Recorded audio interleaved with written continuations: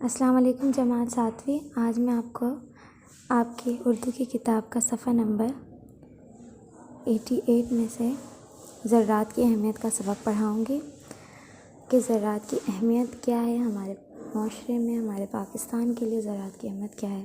پاکستان ایک زرعی ملک ہے۔ آبادی کا بیشتر حصہ دیہات میں رہتا ہے۔ ملک کی آبادی میں روز افزا اضافہ ہو رہا ہے۔ بڑھتی ہوئی آبادی کی ضرورت کو پورا کرنے کے لیے زرعی شعبہ سخت جاں فشانی سے کام سر انجام دے رہا ہے۔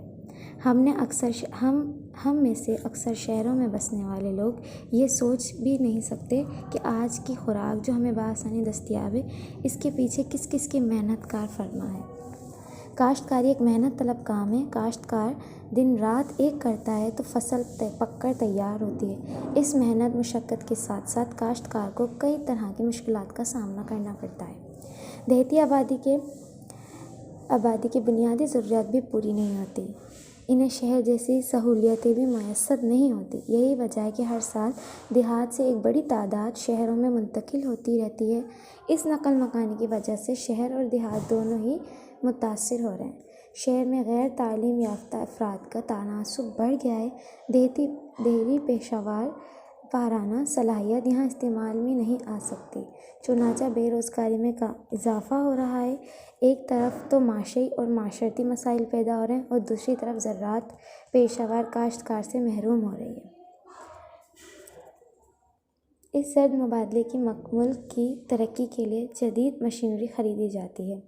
آپ کو میں بتاتی ہوں کہ جب ہماری کاشتکاری جو ہے کم ہونا شروع ہو جاتی ہے تو کیونکہ ہمارے شہر میں بہت ساری مشینز ہیں، ایسی چیزیں ہیں جو ہم اپنے روزمرہ کی زندگی میں استعمال کرتے ہیں، جبکہ گاؤں والوں کو وہ چیزیں میسر نہیں ہوتی اور کاشتکاروں کو بھی وہ چیزیں میسر نہیں ہوتی۔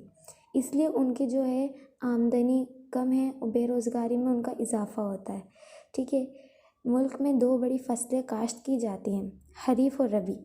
خریف میں چاول، کپاس، گندم، گنا، جوار، باجرہ اور مکئی شامل ہیں، جبکہ ربیع کی فصل میں جو، سرسوں، سورج مکھی اور قسم وغیرہ شامل ہیں۔ زراعت صرف خوراک کی فراہمی ہی ممکن نہیں بناتی بلکہ خام مال بھی فراہم کرتی ہے جو برآمد کیا جاتا ہے اور اس سے زرد مبادلہ حاصل ہوتا ہے۔ اس زرد مبادلے سے ملک کی ترقی کے لیے جدید مشینری خریدی جاتی ہے۔ یہ جدید ٹیکنالوجی ملک کے استحکام اور خوشحالی کو ممکن بنانے میں اہم کردار ادا کرتی ہے۔ ہماری زرعی پیداوار اور بیرون ملک اعلیٰ معیار کی وجہ سے ہاتھوں ہاتھ فروخت ہوتی ہے۔ پاکستان کے باسمتی چاول کی بیرونی منڈی میں بڑی مانگ ہے۔ کپاس ایک اہم فصل ہے۔ اب کپاس تو آپ سب کو پتہ ہی ہوگا، کپاس کسے کہتے ہیں، جس سے کپڑا بنتا ہے۔ یہ نہ صرف سوت بلکہ کپڑے اور اس سے بننے والی متعدد اشیاء کی وجہ سے زرد مبادلہ کمانے والی فصلوں میں سر فہرست ہے۔ گنا ملک کی چینی کی ضرورت پوری کرتا ہے۔ اس فصل سے گڑ، چینی بنتی ہے۔ بے شمار اشیاء مارکیٹ میں عام دستیاب ہیں۔ گنے کا پھوک کاغذ بنانے کے استعمال ہوتا ہے۔ ربیع کی فصلوں سے خوراک تیل حاصل ہوتا ہے۔ ملک گھی کی صنعت میں خود کفیل ہو گیا ہے۔ لائف اسٹاک اور ڈیری کی مصنوعات میں دیہات سے حاصل ہوتی ہے۔ دیہی گھریلو صنعت کھدر، صوتی قالین، سوزن کاری گھروں شہروں میں پسندیدگی کی نگاہ سے دیکھی جاتی ہے۔ غور طلب بات یہ ہے کہ زراعت کی اہمیت کو جانتے ہوئے بھی دیہی آبادی کے مسائل پر توجہ نہیں دی جاتی۔